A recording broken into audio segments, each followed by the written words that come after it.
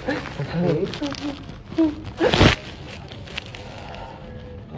dia pulang dia. Apa mak? Bawa aja bagi saya. Bagi saya kena. Saya kena mak. Salah kata datang. Sama kecap saya ini saja bantu para asnaf itu. Kata saja mama enggak mau.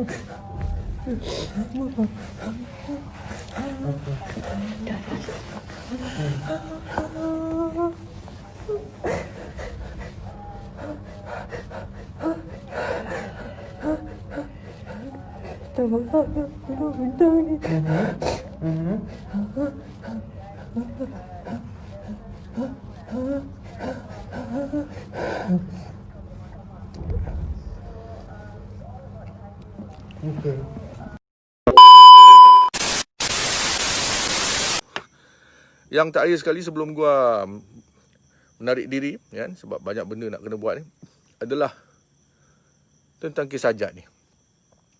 Gua masih terpanggil untuk sentuh sedikit tentang kes Sajat ni. Okay. Sajat ni sebenarnya isu dia adalah kekeliruan gender. Ya, dalam psikologi dipanggil kekeliruan jantina. Ya. Tetapi ia tidak dapat dibuktikan. Ya. Dia isu dia sebenarnya dia tak pernah buktikan yang dia tu kalau dia kunsa, kan? Kalau dia kunsa belah bahagian mana, sebab dalam Islam sendiri, Islam ni adil. Islam ni adil. Kan? Ada manusia yang memang ada dua-dua. Ha? Punai pun ada, poen pun ada. Betul ke? Betul ke? Orang utara cakap punai pun ada, pion pun ada. Pion tu yang hantar barang lah. Ha? Pion ke poen? Aku confuse. Yang hantar Fok Pantek tu kira poen ke apa? Fok Pantek tu kira poen ke pion? Aku dah keliru dah. Poen ke pion? Mampus lah. Okey, tak kisahlah. Jadi, golongan kunsa ni, ni nak cakap pasal golongan yang pelik sikit ni ya. Golongan kunsa ni sebenarnya dalam agama Islam pun dia dah cakap, ya. Kalau ada dua-dua, kan? Bermaksud dia kena pilih mana yang lebih pada diri dia. Kalau dia dua-dua, dia rasa dia suka lelaki, then maksudnya dia pilih perempuan, kan? Kalau dia suka perempuan, dia pilih lelaki. Tapi janganlah pula korang, yang sewil-sewil kat dalam ni, yang tengah menonton ni, ada yang sewil ni, ada yang sewil. Dia ada punai, kemudian dia ada lubang jubur. Itu normal. Kau jangan rasa kau suka mengemut, kau pilih jadi gay. Bodoh. Aku pau orang. Budak Melayu zaman sekarang ni kadang-kadang bodoh. Dia ada punai, dia ada lubang jubur.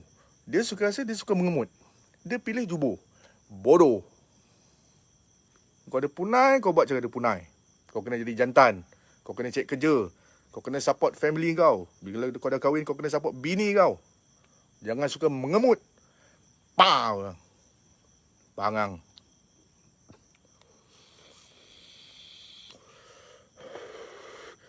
Kalau kau ada punai, kau ada lubang jubur, maksudnya kau normal. Ini kes kunsa ni, dia ada dua-dua bahagian depan tu. Dua-dua dia ada. So dia pilih salah satu. Tu dari segi agama Islam. Ni sex education lah. Landu ajar sex education. Open punya gua cakap. Sebab Australia, budak year 12, year 11, year 12, gua pergi sana, gua high school sana, year 12, dia dah ajar benda ni. Dia ajar. Open bro. Jadi gua ajar macam mana Mak Saleh ajar gua. So gua open. Tak ada halnya bro. Tak ada hal bro. Gua tak ada hal bro. Tak ada hal bro. Caprice. What's up Caprice? What's the news today? Okay. Jadi kes Sajat ni, berbalik pada kes Sajat. Dengar cerita dia dah potong. Dia dah buang. So tak ada bukti. Sampai sekarang lah ni sebenarnya tidak dapat dibuktikan. dia ni asal dia kunsa ke ataupun dia ni mengada-ngada. Dia ada benda tu, punai tu, tapi dia potong, dia pilih perempuan. Kita tak tahu. Benda dalam kain orang kita tak tahu. Sebenarnya kes ni sebenarnya banyak orang macam ni. Banyak. Cuma dia ni Insta famous. Betul tak? Banyak lah. Banyak. Cuma dia ni Insta famous. Dia selebriti. Dan kemudian dia buat benda-benda yang menarik perhatian orang, sehingga menimbulkan, dia dah keliru. Orang lain pun keliru. Yang mana tu, Sajat? Engkau keliru seorang-seorang cukup lah. Jangan sampai mengelirukan orang lain. Yang pasal yang nak buat kebaikan tu bagus. Dari segi agama Islam pun bagus. Kau buat benda baik, kau bagi sumbangan pada orang miskin, anak yatim, itu semua bagus. Tapi bila kau pergi masjid, kau buat benda tu dekat tempat orang ibadah, tapi kau pakai macam perempuan, dalam keadaan jantina kau ni pun sebenarnya sampai sekarang masih orang keliru. So benda tu menimbulkan satu fitnah lah. Sebenarnya fitnah lah. Tu cerita dia. Itu yang orang marah tu. Sampai yang kes kau pergi umrah ke apa benda tu kan, haji ke kan. Itu gua tak tahu. Gua buat umrah haji pun gua tak tahu. Sebab gua tak follow sangat. Tapi ni yang gua baca lah.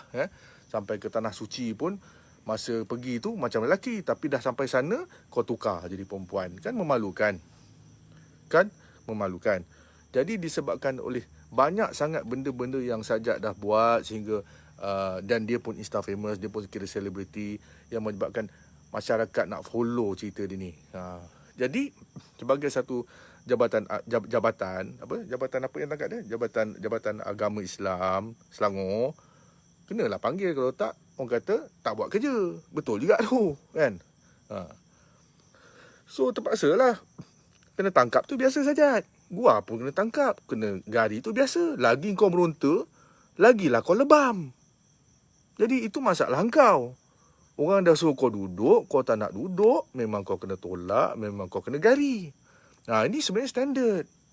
Landu dah biasa kena gari. Dalam Roda-Roda Kuala Lumpur pun kena. Dalam gerak khas pun kena. KL Gangster pun kena. Bosia pun kena. Gua rasa gua kena gari dah banyak berpuluh-puluh kali. Kunci pintu kerajaan Selangor pun gua kena. Jadi sebenarnya orang jahat macam gua tahu skill-skill apa yang nak buat bila kena gari. Sajat gua ajar lu. Kalau kena gari, kau jangan meronta-ronta. Lagi kau ronta, lagi dicekak kau punya tangan. Betul Jad. Lagi kau ronta, lagi dia cekak. Kadang-kadang tu, dulu satu kes si siapa tu, Adam Korili. Sekarang dah masuk Islam dah. Adam Korili tu kan. Aku jadi polis Roda-Roda Kuala Lumpur Jalan Sekopong Mamat. Gua kena tangkap dia. Tangkap. Kita punya bergelut. Dia pula, kau tahu lah, dia tu fighter. Tapi dia bergelut. Gua dah handcuff dia. Sepatutnya pelakon je lebih. Tapi dia kan, dalam karakter kan. So dia bergelut, jari kuat mencengkaman. Sampai darah dia sampai biru tangan dia. Adam Korili ni, dia punya karakter bagus. Adam Korili ni bagus.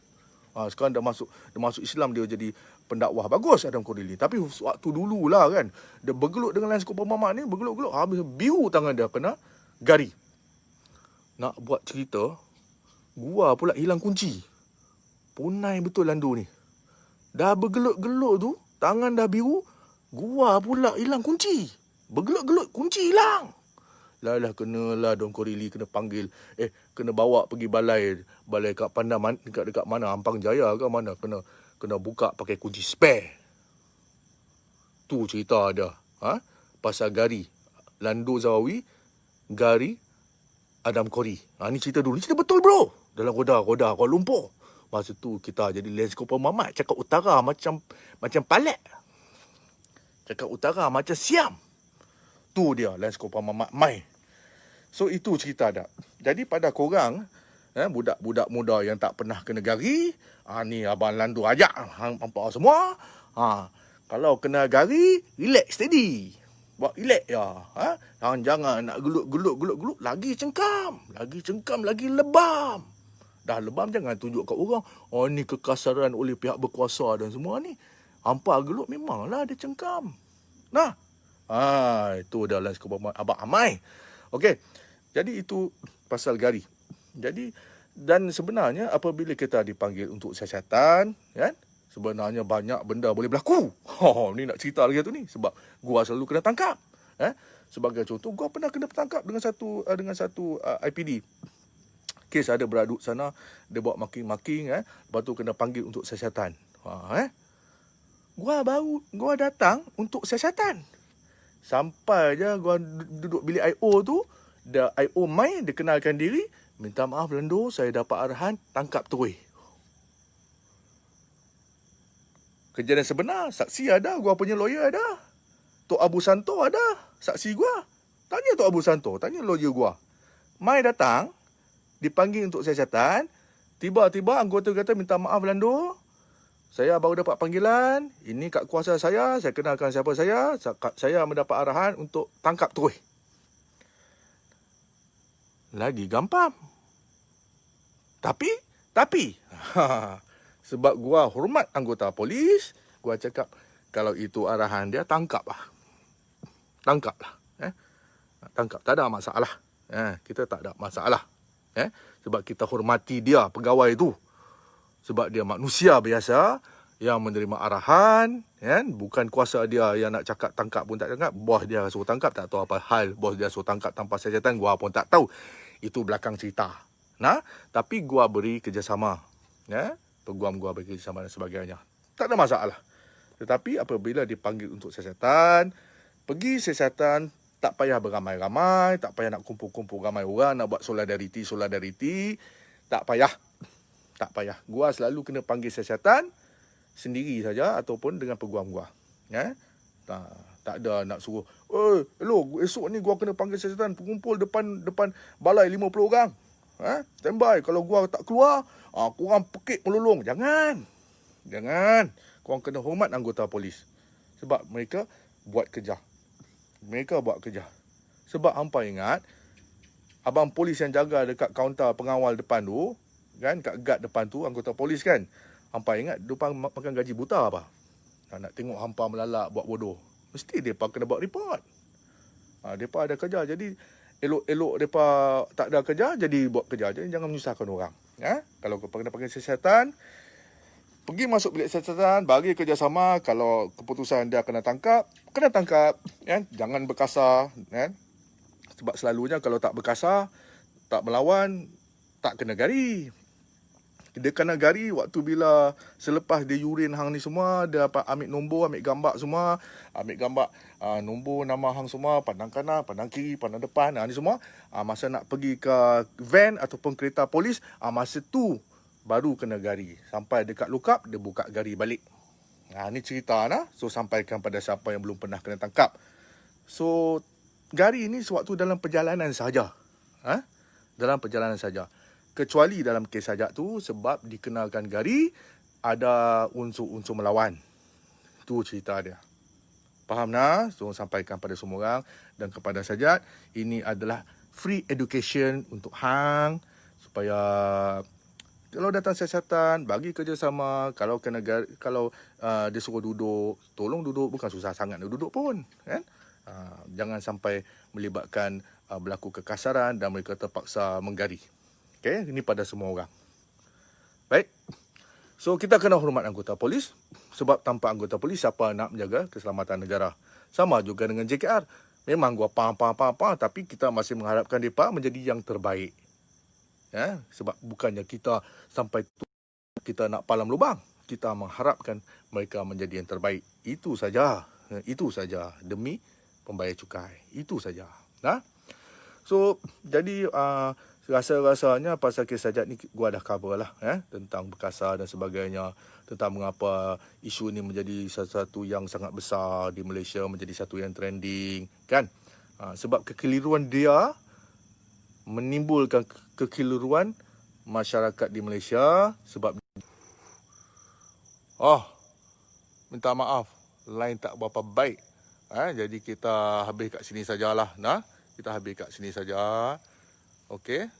So kita mohon kita jangan menimbulkan fitnah dan sebagainya. Nak buat baik tak ada masalah kan, tapi kalau kena panggil siasatan atas kesilapan sendiri, bagi kerjasama. Gua pun buat benda baik juga, turap lubang, pakai seluar pendek, ramai juga hina lando. No problem, tak ada masalah kan. Tak ada masalah orang nak hina kita. Nah, tak ada masalah kan. Tapi kalau dipanggil untuk siasatan, pergi kan, pergi, tak ada masalah. Okey? Tapi bila berkaitan dengan agama dan kita cuba pusing kan, kita nampak kebaikan diri kita saja, kita tak nampak mana silap kita, itu masalah. Itu masalah. Kita nampak kita buat derma, kita buat sedekah, kita buat baik pada anak yatim, kita nampak kita yang buat baik saja pun tak boleh. Kita kena nampak buruk kita juga. Dan apabila kita dah panggil siasatan, bagi kerjasama pada pihak berkuasa. Itu saja gua minta. Pada kawan-kawan semua. Betul? Ya? Okey. Assalamualaikum warahmatullahi wabarakatuh. What's the news today? I'm Caprice. I'm the rapist. Tag, share, like.